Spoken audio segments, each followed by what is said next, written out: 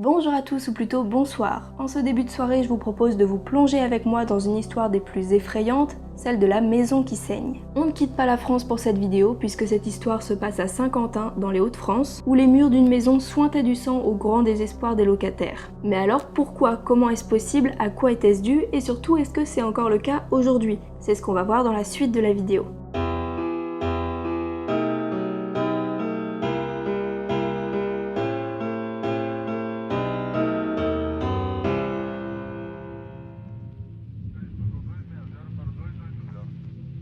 Cette histoire se passe en 1986 dans le quartier de Rémicourt, à Saint-Quentin. Un jeune couple s'installe tout simplement dans une nouvelle maison et tout va pour le mieux. Pourtant, ils vont déchanter au bout de quelques temps lorsque d'étranges taches rougeâtres vont commencer à apparaître partout dans la maison. Sur les murs, le linge, les petites taches se multiplient et réapparaissent, pas toujours aux mêmes endroits. Le mari étant routier, il n'est pas souvent à la maison, c'est donc sa femme qui, ne travaillant pas, s'aperçoit rapidement de l'apparition de ces petites taches. Peu à peu, les petites taches rouges ne sont plus le seul problème du couple, puisque celui-ci entend, la nuit, des meubles qui se déplacent ou encore des objets qui tombent. À chaque fois, il se lève évidemment pour faire le tour de la maison, mais rien, tout est en place. Ils ne comprennent pas d'où viennent ces bruits. La femme nettoie sans cesse les taches qui apparaissent. Ces dernières sont apparues dans le couloir, dans la chambre, un peu partout dans la maison, si bien que le couple finit par contacter la police. Un brigadier est chargé de l'affaire et tente alors de résoudre cet étrange mystère. Il pense tout d'abord que le chien du couple pouvait être blessé, par exemple à la queue, et projeter ainsi du sang un petit peu partout. Mais rien,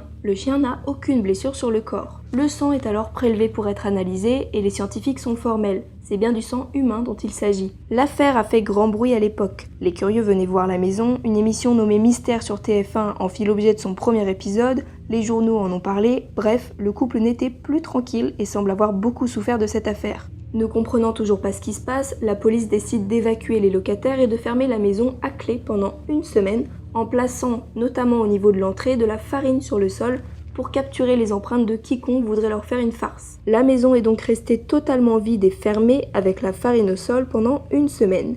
La police et les locataires se demandaient ce qu'ils trouveraient à leur retour. Voici le résultat.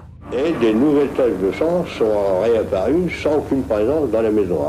Sur le sol, sur la table de la cuisine et sur le papier du couloir. Des taches de sang sont apparues alors que personne n'était sur les lieux. Alors était-ce un canular? Un phénomène paranormal? Pour en être sûr, la police a fait venir un médium dans la maison. Et selon lui, il fallait creuser le sol de la cave. Le brigadier en charge de cette affaire va également vivre un phénomène étrange lors de cette fouille de la cave. Alors qu'il est à l'arrière du groupe, il va sentir une impulsion sur son bras, comme si quelqu'un l'avait touché. Mais évidemment, en se retournant, il n'y verra personne. En plus de ça, les fouilles de la cave ne donneront rien. Selon l'histoire, lorsque le couple quittera la maison, finalement les phénomènes cesseront. Certains crieront alors au canular, que ce soit dans le cadre de l'émission de TF1 ou bien simplement pour faire parler de la maison. Les curieux des environs auraient effectivement pu amplifier et exagérer les faits pour se rendre intéressant. L'émission Mystère aurait également pu rendre l'affaire plus impressionnante qu'elle ne l'est, par exemple en reconstituant les scènes à la manière d'un mauvais film d'horreur. Mais ce qui reste néanmoins important, ce sont les véritables témoignages de Lucie, la femme ayant vécu dans cette maison, ainsi que le témoignage du brigadier. Certains diront que les phénomènes étaient dus au couple qui vivait là-bas. Ce phénomène pourrait donc avoir une origine psychologique et être dû à des problèmes au sein même du couple, qui font ressortir ça inconsciemment au niveau des murs de la maison. Dans ce cas-là, un travail avec des psychologues pourrait être bénéfique. Mais certains préfèrent croire que l'origine est paranormale, et le brigadier qui était en charge de l'affaire